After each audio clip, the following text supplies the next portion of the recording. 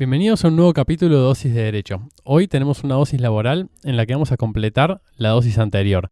Vamos a hablar de los artículos 29 y 29 bis de la Ley de Contrato de Trabajo. El artículo 29, regulando el fraude laboral por interposición de persona, y el 29 bis, estableciendo cuál es la excepción a esta regla. Te propongo que te quedes porque es un tema muy interesante y que se ve todos los días.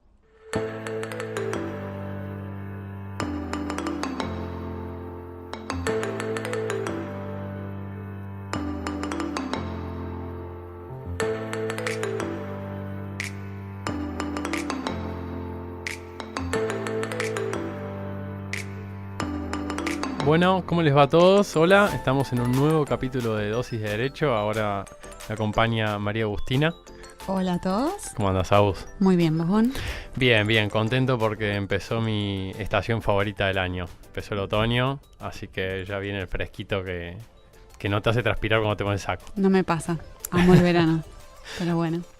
Así que bueno, no, lejos mi estación favorita. Además, los colores del otoño son los que más me gustan. Pero bueno, está bien.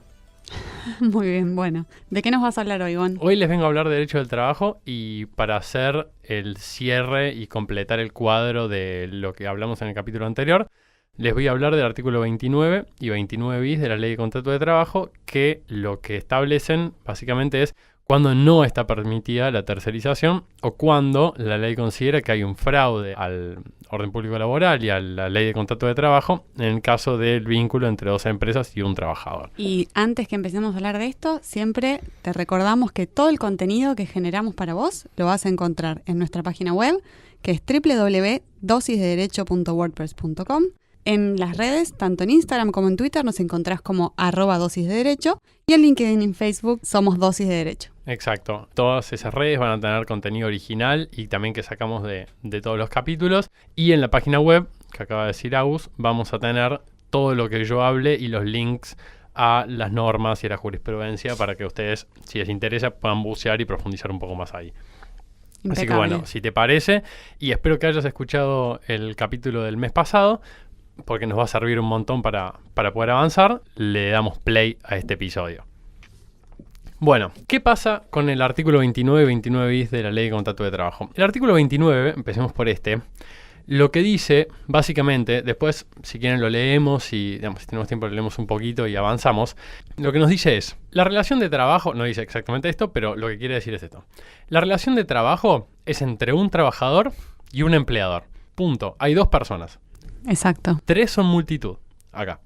Entonces, ¿qué pasa cuando hay una empresa que necesita un trabajador, pero que no es empleado de esa empresa, sino que es empleado de otra empresa que lo manda al empleado a prestar tareas en una tercera?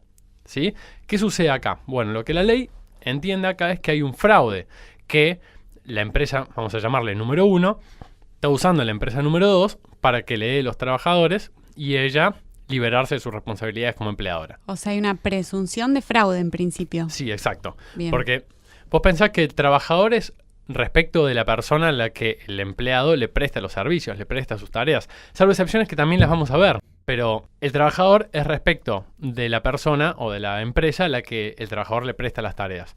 Entonces, si yo soy empleado de Agustina, pero le presto tareas a Paula, bien, trabajo en las oficinas de Paula, trabajo en la industria de Paula, pero a mí me liquida el sueldo, me da las vacaciones, Agustina, hay un fraude ahí. Hay dos empresas que se pusieron de acuerdo, dice la ley, para ponerse en el medio de este trabajador. Hay una empresa interpuesta en esta relación.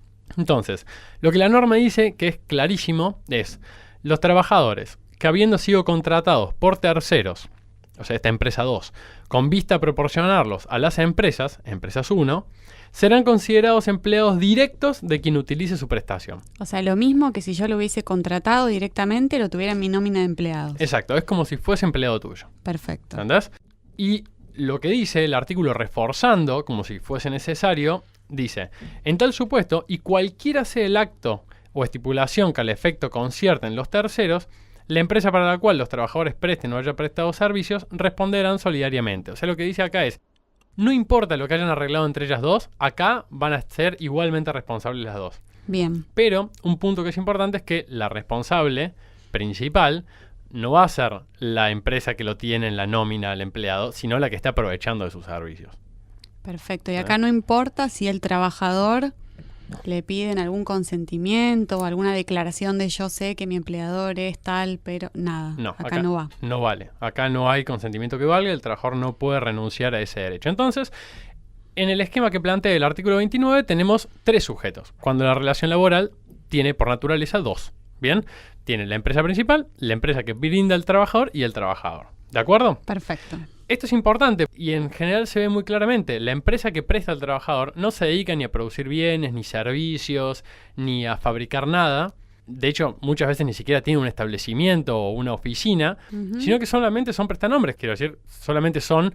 como un cascarón. Claro, un cascarón. Y tienen... El problema es que se presta el fraude. De repente, imagínate, yo soy una empresa que quiero contratar trabajadores. Vos sos una empresa insolvente. Los contratás vos y me los mandás a mí. Cuando el trabajador lo despedís, no tiene quien cobrarle, porque vos sos insolvente y yo me aproveché de sus servicios. Entonces, bueno, para evitar, es por esto que el artículo 29, en su párrafo 1 y 2, regula esta situación. Perfecto. ¿Bien? O sea, en protección del trabajador todo esto siempre. Todo esto es en beneficio del trabajador, exacto. Es agregándole niveles de protección. Ahora, hay supuestos, ¿sí?, donde sí se justifica esta estructura triple. ¿Bien?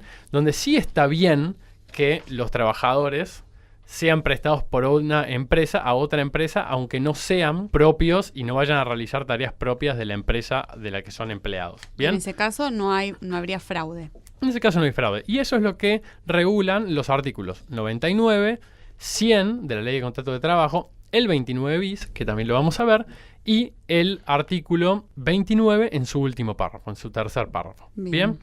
Entonces, ¿cuál es este supuesto? El supuesto del empleado eventual. Un empleado eventual es un empleado que una empresa contrata por una necesidad extraordinaria, pero transitoria, que tiene, que no sabe cuánto tiempo se va a extender en el tiempo, pero que sí sabe que va a ser transitoria, va a ser pasajera, y que lo necesita por ese tiempo, pero no sabe por cuánto tiempo lo va a necesitar, y es para cubrir esta eventualidad. Ejemplo típico, de repente un empleado que se enferma, ¿sí?, que de repente hay que cubrir esa vacante y viene y hay que contratar un empleado de carácter eventual. ¿Cuánto tiempo? Y lo que dure la enfermedad. Bien. ¿Cuánto dura la enfermedad? Y en general es poco, bien, pero hay que cubrir esa vacante.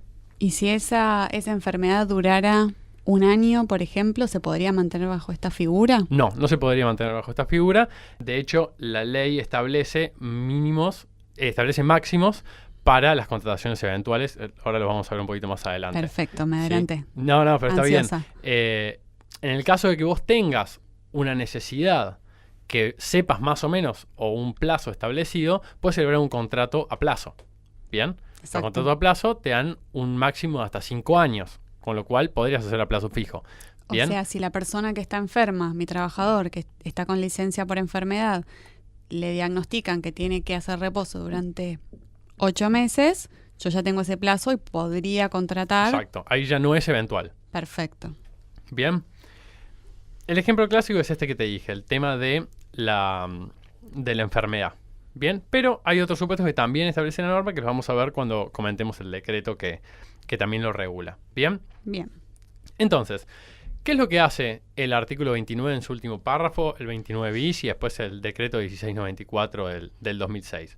Lo que dice es: vamos a darle la posibilidad de hacer esta excepción a un número determinado de empresas. ¿Bien? Empresas que van a tener que tener una autorización especial del Ministerio de Trabajo, ¿sí?, y cumplir con requisitos muy puntillosos para poder desarrollar esta actividad que es de excepción. Recuerden siempre que la Ley de Contrato de Trabajo y todo lo que se enmarca en el orden público laboral tiene reglas que son obligatorias y las excepciones tienen los límites muy marcados. Cualquier límite que vaya por afuera, digamos, cualquier cosa que supere un límite, aunque sea un poquito, aunque sea uno de varios límites que haya impuesto la norma, ya queda comprendido dentro de la regla general. O sea, no hay flexibilidad en este sentido. No, en este punto no. De hecho, lo que la ley laboral establece es que todas aquellas cosas que se salgan del máximo obligatorio por la ley en términos de excepciones va a quedar comprendido absolutamente dentro de la norma general. Con lo cual, si pones un piecito afuera, ya te quedaste totalmente afuera. Es como el Chau. tenis, digamos. Si tocaste la línea, Muy fuiste. bien. ¿Ok? Entonces, tenemos que esta excepción exige 3 requisitos. Bien, para poder ser y contratar empleados eventuales, para poder ser una empresa de servicios eventuales, tenés que cumplir con 3 requisitos. O para contratar con una empresa de este tipo, tenés que tener 3 requisitos. Uno, tiene que ser una empresa de servicios eventuales habilitada. Bien. Esto lo establece el decreto 1694 del 2006. Y este decreto, que les recomiendo que lo lean, es bastante corto, pero es muy rico. Tiene algunos recaudos, como por ejemplo, para evitar esto que decíamos de que la empresa de servicios eventuales podría tener ni siquiera una oficina, una secretaria teniendo un teléfono en su casa y listo, y ya con eso tenés una empresa de servicios eventuales. No. Están obligados a tener un establecimiento, ¿bien? Están obligados a tener un capital social inicial mínimo, ¿sí? Que la norma lo establece en un capital mínimo equivalente a 100 sueldos básicos mensuales de personal administrativo de categoría A del convenio colectivo de trabajo de empleados de comercio. ¿Bien? Con lo cual es bien específico. No se pueden mover de esto y tienen que tener un capital mínimo de 100 de estos sueldos básicos. Y a su vez, cuando solicitan la inscripción, deben constituir 2 garantías. Una garantía principal y una garantía accesoria del cumplimiento de sus obligaciones. Como ves, lo que hace la norma es, vamos a abrirle la puerta a unas empresas para que operen a modo de excepción. Bueno, no se los vamos a hacer tan fácil. Vamos a asegurarnos que tengan espalda como para bancarse de repente un fraude o un empleado que lo despiden o no le cumplen sus derechos. ¿Bien? O sea, en definitiva son requisitos para evitar que se burle, digamos, el fin de esta norma de protección. Exacto. El segundo punto que debe cumplir cualquiera que quiere contratar un empleo eventual, una vez que ya tiene a la empresa de servicios eventuales, es que el puesto de trabajo que tiene vacante y que quiere cubrir sea justamente producto de una necesidad eventual, sea de carácter eventual. ¿Bien? ¿Tiene que ser algo así extraordinario o puede ser, por ejemplo, se me ocurre Navidad, jugueterías necesitan más empleados? ¿Esto podría ir por este tipo de contratos o no? Mirá, las necesidades eventuales son necesidades extraordinarias y transitorias. ¿Bien? Para una juguetería no es una necesidad extraordinaria más empleados en época navideña. Con lo cual no podría pasar como un empleado eventual. Vos no podrías, como juguetería, justificar que necesitas de manera eventual empleados en Navidad porque siempre necesitas más empleados en Navidad. O sea, es algo que yo puedo prever que los voy a necesitar siempre en ese periodo del Exacto. año. En ese caso, haces contratos de trabajo por temporada, por ejemplo, o contratos de trabajo a plazo fijo, por ejemplo. Muy bien. ¿Me explico? Pero no podrían ser eventuales. Si de repente, supongamos que vos haces, no sé, helados fluo. Y hay de repente un dibujito animado nuevo que De moda. justo el tipo come helado fluo. Y tu heladería se llena porque, bueno, nada, no lo podías prever. Salió en Cartoon Network un dibujito que come helado fluo y todos quieren tus helados fluo de casualidad. Bueno, ahí sí podrías contratarlo. Sí podrías justificar esa eventualidad. Perfecto. Bien. Entendí perfecto.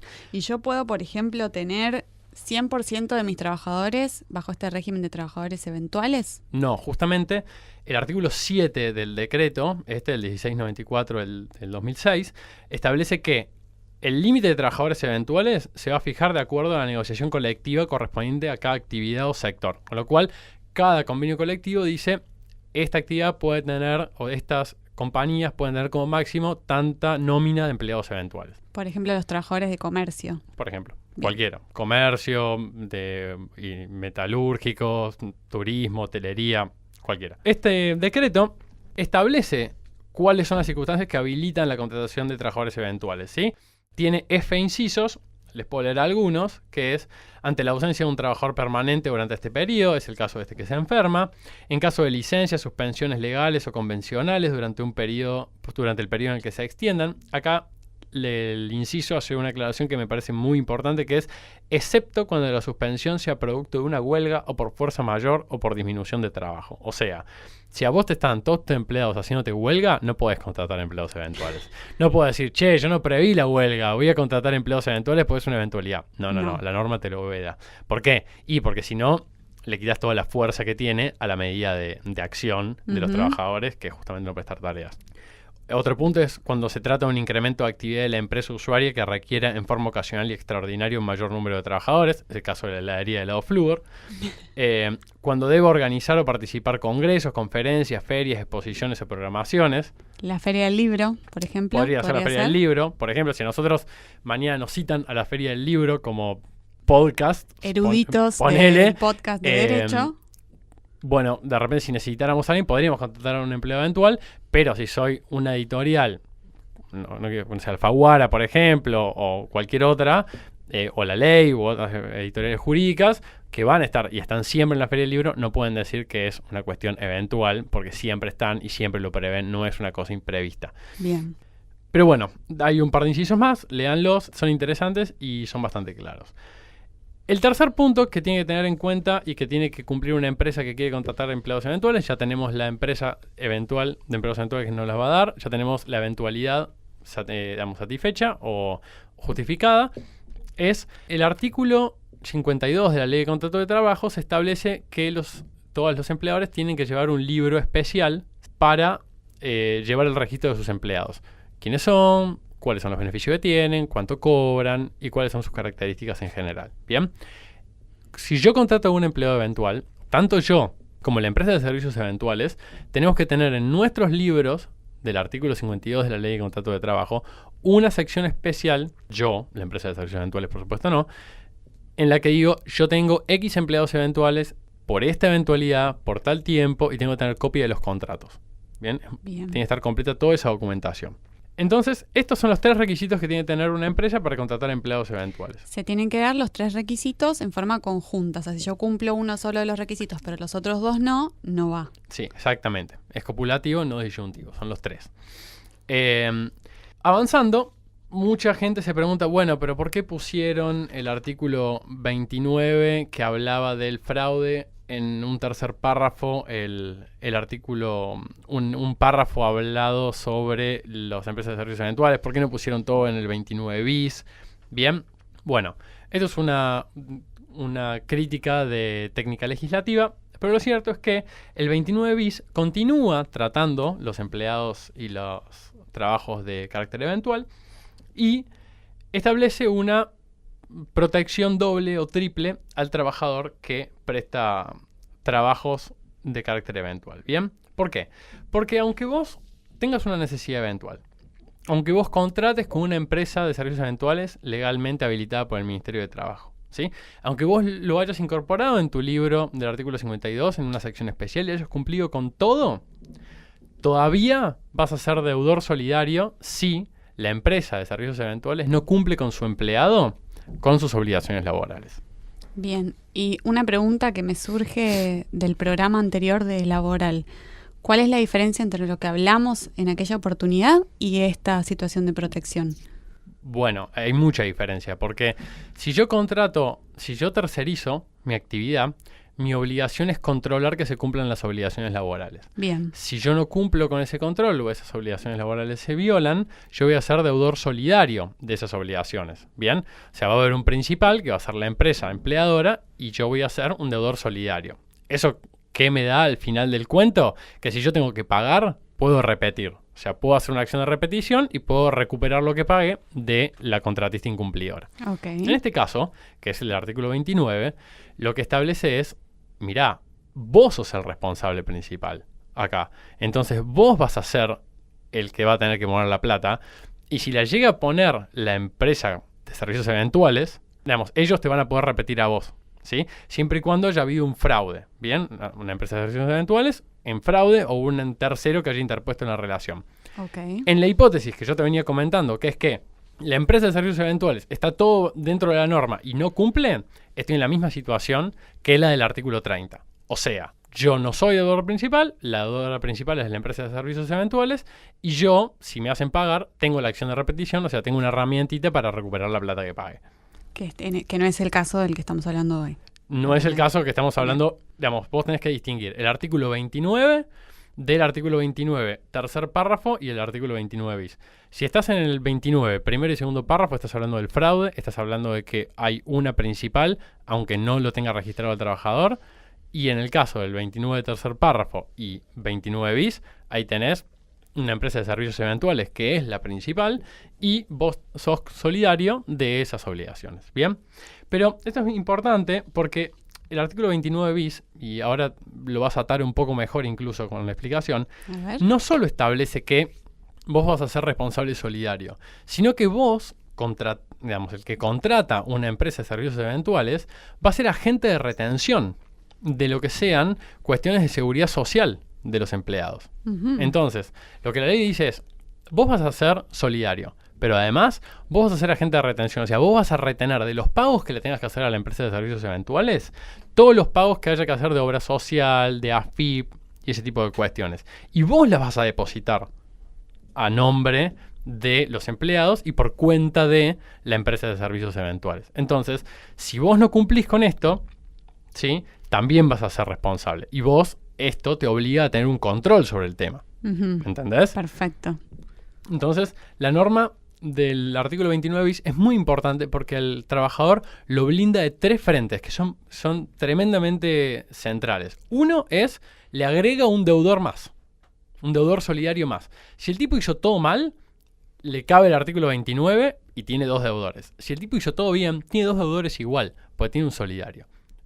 Puesto número 1. Puesto número 2, tiene a ese deudor solidario obligado a hacer las retenciones y los aportes que le corresponden por el régimen de seguridad social. ¿Bien?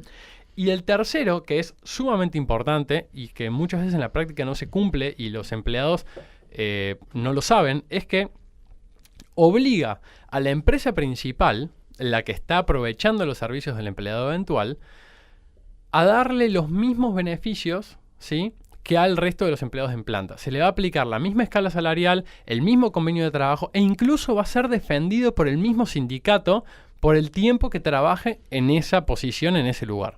O sea, en definitiva, es lo mismo que cualquier otro empleado que no sea eventual.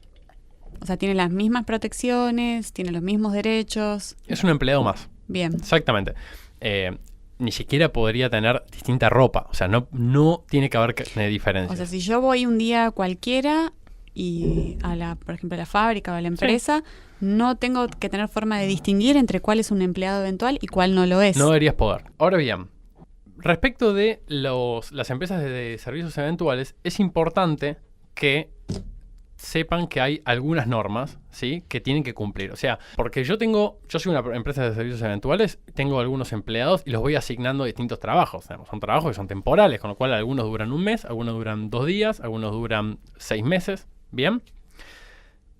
Lo que dice el artículo 5 del decreto es que el nuevo destino de trabajo que le otorgue la empresa de servicios eventuales puede comprender otra actividad o convenio colectivo, ¿sí?, siempre que no haya menoscabo en los derechos. O sea, yo puedo estar mañana trabajando en un hotel, pasado mañana trabajando en una empresa automotriz, traspasado trabajando de administrativo en una oficina. Pero obviamente en el medio, el trabajador eventual tiene el derecho de elegir si quiere ir aceptando o no estas distintas propuestas, o está obligado a aceptar siempre que sea dentro de algo parecido o los mismos derechos. El empleado, siempre que no se le menoscaben derechos, si cambia de asignación, el ejemplo que acabo de dar, está obligado a aceptarlo, porque su contrato de trabajo lo obliga a aceptar de repente una automotriz o una oficina o un hotel, lo que sea. Tal vez si fuera algo que no tiene nada que ver, ¿podría negarse? No podría. Podría negarse, por ejemplo, si antes no aceptó un trabajo nocturno o insalubre y ahora le están mandando a hacer un trabajo nocturno o insalubre. Okay. Entonces, la norma en el inciso 2 del artículo 5 dice, el trabajador no está obligado a aceptar un trabajo nocturno o insalubre o a tiempo total o parcial cuando no lo haya aceptado anteriormente. Entonces, si lo aceptó anteriormente, sí, está obligado. Si no lo aceptó anteriormente, no está obligado. Es como una especie de la teoría de los actos propios. Exactamente. Bien. Después, el lugar de prestación de tareas puede variar. O sea, vos podés prestar tareas en Caballito, después en el centro, después en Belgrano o en Nueva Córdoba y después en La Calera. Pero no puede haber una asignación de más de 30 kilómetros. ¿Bien? O sea, ese es el radio dentro del cual a mí me pueden ir asignando distintos trabajos. Exacto, porque imagínate, la gente de Buenos Aires trabajas en Capital Federal y te mandan a trabajar, no sé, a Campana, ¿entendés? O a Tandil, o a Mar del Plata. Y vos decís, pará, pero yo vivo con mi familia, tengo una vida más o menos organizada, no puedo irme a trabajar a 30 kilómetros. O, no sé, ponele a alguien que vive en Córdoba Capital y lo manden a trabajar a La Cumbre.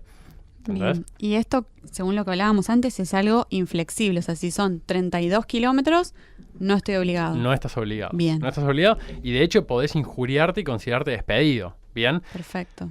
Todas estas nuevas condiciones laborales que surgen de los nuevos contratos que van apareciendo y que se le van avisando al trabajador, es muy importante que las empresas de servicios eventuales y los trabajadores sepan que en la comunicación, que es mediante una carta de documento o telegrama colacionado que le manda la empresa de servicios eventuales a su empleado, debe informarle nombre, domicilio de la empresa usuaria donde debe presentarse a prestar servicios, categoría laboral que va a tener, régimen de remuneraciones y horario de trabajo. No vale que te manden o que le mandes hay una nueva asignación para usted, venga y entérese en nuestras oficinas. Ok. Le tenés que comunicar todo en ese telegrama. O sea, debe haber información completa sobre este nuevo puesto en esa carta documento, telegrama que reciba el trabajador. Exactamente, tiene que ser así. Si no, el empleado no está obligado a presentarse y sí está facultado de exigir el cumplimiento de este inciso del artículo 5 del decreto. Bien, no le puedo mandar un mail, por ejemplo, un WhatsApp, avisándole que a partir de ahora se presente a partir del lunes en otra dirección y en otro horario. Mira, podrías hacerlo, pero la norma es clara cuando dice que debe notificar al trabajador por telegrama colacionado o carta documento. Bien. Vamos, si lo manda, si el trabajador lo acepta, fin del problema. Ahora, si no lo acepta o no aparece, el problema lo tenés vos. Perfecto. Bien. El fallo, vamos a hablar un poquito de jurisprudencia. El fallo más icónico en este tipo de contrataciones, ¿sí? Es una tocaya tuya, Vázquez María.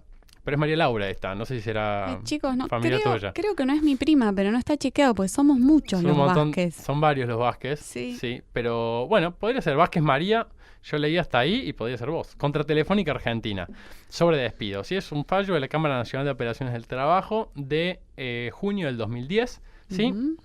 Es un fallo que es el único que traje hoy, es un fallo muy importante porque es un fallo plenario, no es un fallo cualquiera, ¿sí? Los fallos plenarios fijan doctrina judicial que debe ser seguida obligatoriamente por la Cámara Nacional de Apelaciones de Trabajo y los juzgados de primera instancia del trabajo de la capital federal. Igual, Bien. si no llegaste a anotar el nombre del fallo, no te preocupes. Acordate que en nuestra página web, www.dosisdederecho.wordpress.com, y en nuestras redes, @dosisdederecho o dosisdederecho, encontrás toda esta información que no llegaste a anotar. Sí, tal cual. No solo vas a encontrar toda la información, sino que vamos a tener el fallo linkeado por si te interesa y lo querés leer todo. La verdad que vale la pena. El fallo y todas las normas que estamos mencionando. Sí, todos los decretos y las normas que mencionamos. Es un clásico. ¿Qué es lo que dice este plenario? ¿Sí? Dice que la empleada, que era la reclamante, era de una agencia de servicios eventuales asignada a prestar servicios a Telefónica Argentina. ¿Bien? Y que Telefónica no probó que la trabajadora haya sido destinada a cubrir una verdadera necesidad de índole eventual. ¿Esto por qué? Es muy importante que la norma lo que establece es que el empleado no tiene que probar nada acá. La que debe probar la eventualidad, la que debe justificar la eventualidad en juicio, o sea, cuando yo soy empleado eventual y digo, vos Telefónica eras mi empleadora y no Agustina Servicios Eventuales, yo no tengo que acreditar, fíjate cómo se da vuelta la carga de la prueba, yo estoy afirmando que vos eras mi empleadora, pero yo no tengo que probar nada. Vos tenés que probar, cuando decís que yo no era tu empleado porque era una necesidad eventual, vos sos la que tiene que probar que existía una necesidad eventual, que era transitoria, que era extraordinaria, que era imprevisible, ¿bien? Y que por eso me contrataste a mí. Perfecto. ¿Bien? Entonces, no cumpliéndose los extremos legales, ¿bien?, que habilitaban la contratación, quedaba fuera de la norma y como les expliqué hace un minuto, lo que queda fuera de la norma se engloba en el régimen general y se consideró que Vázquez María Laura era empleada directa de Telefónica. ¿Bien? ¿Y qué pasó con la empresa de servicios eventuales? ¿Se fue caminando libre sin pena ni culpa? No, la empresa de servicios eventuales es solidaria de esta deuda, con lo cual las dos fueron condenadas. ¿Bien? La doctrina que sienta este fallo, me gustaría leerlo, son 4 párrafos, dice que cuando de acuerdo con el primer párrafo del artículo 29 se establece que el trabajador ha sido empleado directo de la empresa usuaria de sus servicios, procede la indemnización prevista en el artículo 8 de la Ley Nacional de Empleo, que es la Ley 24013, aunque el contrato de trabajo haya sido inscrito solamente por la empresa intermediaria. ¿Qué significa todo esto? Desando un poquito, la Ley 24013 es una ley que en su gran parte castiga de distintas maneras el fraude laboral, ¿bien? Y el empleo en negro. En esta ley también tenemos regulado las empresas de servicios eventuales y los empleados eventuales. Pero puntualmente el artículo 8 de la Ley 24013 lo que dice es, si un empleado estuvo en negro, toda su relación, o sea, no estuvo registrado, la empresa que debía registrarlo le va a deber el 25% de todas las remuneraciones que devengó durante esa relación. O sea, vos trabajaste un año, cobraste 1.000 pesos por año en negro, bueno, te van a deber el 25% de 12.000. Perfecto. 13.000, porque con el aguinaldo también. El 25% de 13.000 por imperio del artículo 8 de la 24013. Bien. ¿Qué se discutía acá? Telefónica lo que decía es, calmémonos un poco, porque si bien ustedes dicen que esta era empleada mía, no es que no tuvo registración, no es que sus remuneraciones no estuvieron registradas. Las registró la empresa de servicios eventuales. Vázquez María Laura estaba registrada. Quizá no estaba registrada por mí, pero estaba registrada. Entonces no hay que ponerme, no me corresponde a mí pagar ninguna multa ni a nadie porque esa registración sucedió. Lo que resuelve la Cámara y lo que dice es, si la persona que debía registrarla no la registró, debe entenderse como que no estuvo registrada y es operativa la norma del artículo 8. Esto genera algunos problemas prácticos en términos de que cuando a Telefónica le hicieron pagar este fallo, a Vázquez le hicieron doble aporte, porque ya le habían hecho aporte en su momento y ahora le hicieron aportes de vuelta. Bien, es un fallo muy agresivo contra la contratación eventual en carácter de fraude. Bien, es discutible, sí, hay argumentos a favor y en contra, y muy válidos, pero lo cierto es que no solamente aplica la norma con todo su rigor, sino que es un claro mensaje de la justicia del trabajo diciendo, con esto no se jode, si ustedes van a operar en materia de excepción, más vale que se ajusten a la norma, porque si pisan un centímetro afuera, les vamos a caer con todo el peso. Muy bien, clarísimo. Entonces, en esos términos, es como falló la justicia del trabajo en el 2010. No es de mi preferencia traer fallos tan viejos, como saben, me gusta traer fallos más nuevos y en general tribunales del interior, pero sí es importante saber que la tesis no ha cambiado, en términos de que el artículo 29, primero y segundo párrafo, el 29, tercer párrafo y el 29 bis, así como todo el esquema que se constituye por la 24013, la ley 24013 y el decreto 1694 del 2006, son tan claros y es un esquema tan cerrado que no deja lugar a dudas y que, al menos en estos casos, los jueces la tienen muy fácil porque al ser un caso de excepción está regulado al dedillo y no hay nada que se salga. Es muy difícil encontrar una línea gris que no esté establecida en la norma, por ser tan pocos los casos que están autorizados. Y en ese sentido, con leerla y con ver algunas aplicaciones prácticas de la misma o leer algún fallo, ya es suficiente para darse cuenta que no hay nada nuevo bajo el sol respecto de estas cuestiones, respecto de lo que es el artículo 29 y respecto de lo que es las contrataciones eventuales. Si bien es verdad que en este programa lo que quise es completar la otra cara del artículo 30 que habla sobre tercerización y cuándo está permitida, me di la libertad de hablar quizás un poco más sobre los contratos eventuales y las agencias de contratación eventual, porque está tan claro el artículo 29, primer y segundo párrafo en términos de fraude, que no hay mucho más para decir, completa y acompaña perfectamente al 30, y sí me parecía importante que quede claro la excepción de las empresas de servicios eventuales que, bueno, son una norma de excepción y deben tener ese tipo de tratamiento. Yo tengo una última duda de los efectos prácticos. Dale, dispara. Yo soy trabajador eventual. Caigo bajo este régimen, se cumplen todos los requisitos. Caso Feria del Libro, una editorial que se incorporó, o sea, que no es algo que hace todos los años, o sea, que entra en este supuesto de trabajo eventual. ¿Qué pasa si yo en uno de esos 7 días que tengo que ir a la feria me enfermo y tengo que presentar el certificado de médico de por qué falté ese día? ¿A quién se lo tengo que presentar? a la agencia que me contrató como trabajador eventual o a mi real empleador, que es al que le estoy prestando mis tareas? Bueno, mirá, yo te explico. Si vos sos una empleada eventual contratada en todos los términos de la ley, ¿sí? Y cumpliendo con todos los requisitos y no hay fraude, tu real empleadora es la empresa de servicios eventuales. Bien. Bien, punto número 1. Si no estás en el caso de un fraude laboral. Esa es la que en ese caso me va a emitir mi recibo de sueldo, por ejemplo. Exacto, exactamente. Es importante acá hacer la distinción, y me parece que es por el lado por el que viene tu pregunta, que los empleados de empresas de servicios eventuales, con estas empresas, tienen un contrato laboral como cualquier otro. Bien, es un contrato laboral que de alguna manera tiene algunas características particulares porque estos empleados pueden estar sin cobrar salario durante un determinado tiempo. Fíjate que la norma, el decreto dice que por un plazo máximo establecido que no puede superar los 45 días corridos o los 90 días alternados en términos de un año aniversario. Con lo cual, la relación que se establece entre los empleados y las empresas de servicios eventuales, entre ellos, ¿sí? Son vínculos laborales que pueden ser continuos o discontinuos. ¿Bien? Bien. En los periodos en los que no hay asignaciones laborales, no se vengan salarios y no cobran. Pero son empleados igual. Son empleados durante todo el tiempo, no solamente cuando están prestando tareas para otra empresa. Entonces, si vos te enfermas prestando tareas en la Feria del Libro o no, le tenés que avisar a tu empleador, que es la empresa de servicios eventuales. Tanto sea porque no vas a poder ir a la Feria del Libro ese día, o tanto sea porque quizás haya una nueva asignación y no te pueden asignar porque vos estás enferma. Ok. ¿Entendés? Vos siempre que seas dentro de la norma y sin ningún fraude empleada de una empresa de servicios eventuales, vas a ser empleada de esa empresa, ¿sí?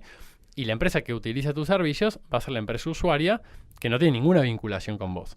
Ahora, cuando pisamos la línea del fraude, cuando pisamos la línea de que en realidad vos te excediste del plazo que establece la norma o vos en realidad es una mentira que vos no sos empleada eventual, sino que estás ahí trabajando como dependiente principal, porque no hay una eventualidad, por ejemplo, ya tu real empleadora es la empresa principal que está tomando tus servicios. Muy bien, entonces para sintetizar, si hicimos las cosas bien, mi empleadora es la empleadora del contrato eventual. Exacto, la empresa de Y si servicios hicimos las eventuales. cosas mal, ahí voy a la empresa usuaria. Exacto, exactamente. Ese sería un muy buen resumen. Perfecto.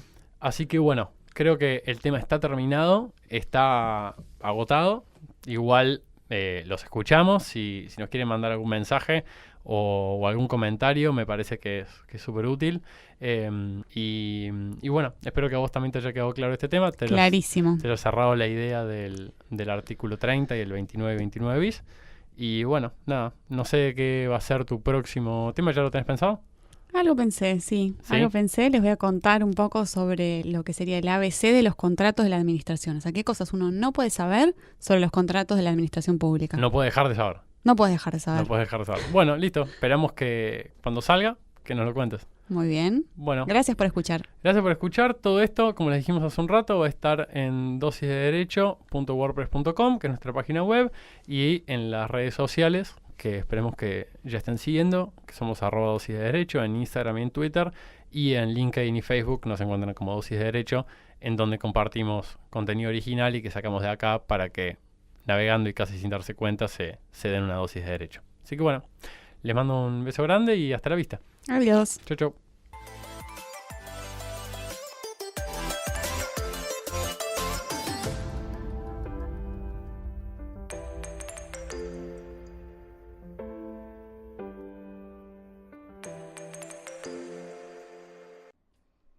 Si te gustó este episodio, hay mucho más en nuestras plataformas de iTunes, YouTube, SoundCloud y Mixcloud. Recordá que podés seguirnos en Facebook, Twitter, Instagram y LinkedIn como Dosis de Derecho para no perderte nada. Y suscribirte en nuestra página www.dosisdederecho.wordpress.com. Si te resultó útil, no dejes de calificarlo y compartirlo con tus colegas y amigos.